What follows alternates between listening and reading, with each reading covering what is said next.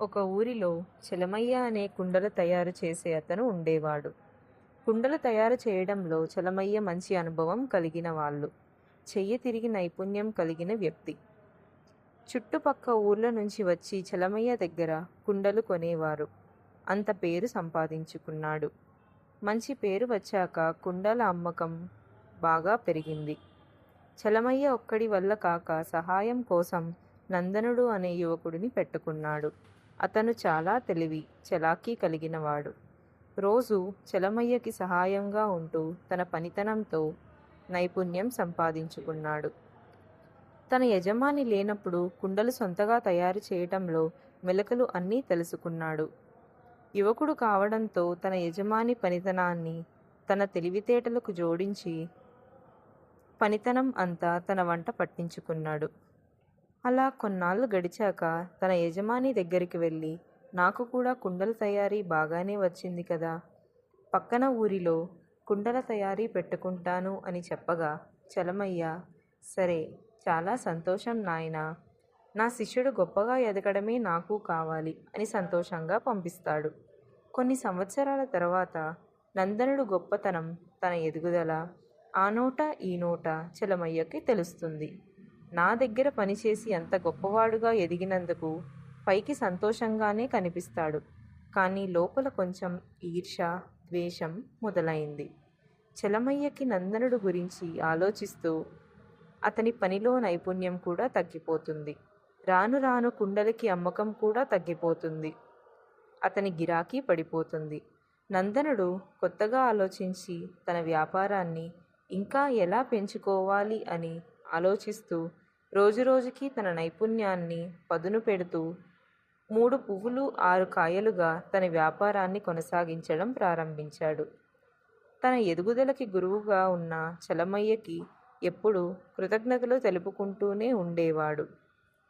చలమయ్య మాత్రం రాను రాను నందనుడి మీద ఈర్ష్యతో తన పని మీద దృష్టి పెట్టలేక తన వ్యాపారం దివాలా తీసే స్థాయికి వెళ్ళిపోతాడు.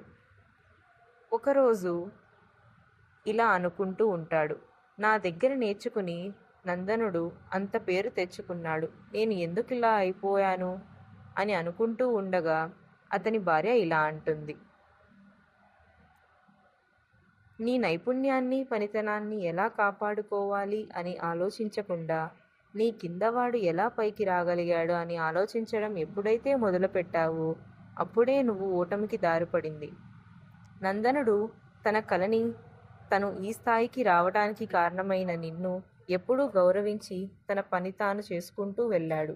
అందుకే మంచి స్థాయికి వెళ్ళగలిగాడు. తనకన్నా నువ్వు గొప్పవాడివైనా సరే నీ గొప్పతనం నువ్వు కాపాడుకోకుండా అతని ఎదుగుదల మీద దృష్టి పెట్టి నీ పతనాన్ని నువ్వే ఆహ్వానించావు అని అతని భార్య హితబోధ చేసింది. ఎవరో ఎదుగుదల చూసి బాధపడటం కన్నా మన పనిలో మనం ఎలా ఎదగాలనే దాని మీద దృష్టి పెడితే మన స్థాయి తగ్గకుండా ఉంటుంది కదా అని చలమయ్య భార్య చెప్పింది. నిజమే కదా, నా పని మీద దృష్టి పెట్టకుండా పక్కన వాడి మీద దృష్టి పెట్టుకుంటే మనమే నష్టపోతాము అని అప్పటి నుంచి తన వ్యాపారం ఎలా కొనసాగాలో అని ఆలోచించడం మొదలుపెట్టాడు చలమయ్య. ఈ కథలో నేపథ్యం, చలమయ్య నైపుణ్యంతో ప్రారంభించిన ప్రయాణం ఒక విజయ కథగా ఉండగా ఈర్ష్య కారణంగా అతను దారి తప్పాడు. నందనుడు తన పట్టుదల, కృషి మరియు ఆవిష్కరణల ద్వారా తన జీవితం మార్చుకున్నాడు. ఈ కథ వ్యక్తిగత కృషి, దృఢ సంకల్పం మరియు ఈర్ష్య లాంటి ప్రతికూల భావనలను అధిగమించడంపై దృష్టి సారిస్తుంది. సందేశం, ముందుకు సాగాలంటే మీ పని మీద శ్రద్ధ పెట్టండి. ఈర్ష్యను, అలసత్వాన్ని వదిలించుకోండి. కృషి, పట్టుదల మరియు వినయంతో నడిస్తే విజయం అనే గమ్యాన్ని చేరుకోవడం తథ్యం. గ్రహించవలసిన నీతి, మీ పనిపై దృష్టి పెట్టండి.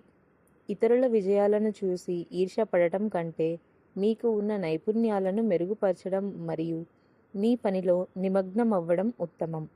కృతజ్ఞతను అలవరుచుకోండి. పరిమితులను అధిగమించండి. ఈర్ష్యకు లొంగకండి. ఈర్ష్య మన శక్తిని క్రమంగా నాశనం చేస్తుంది. చలమయ్యను తన జీవితంలో ఈ విషయాన్ని ఈ విధంగా నేర్చుకున్నాడు.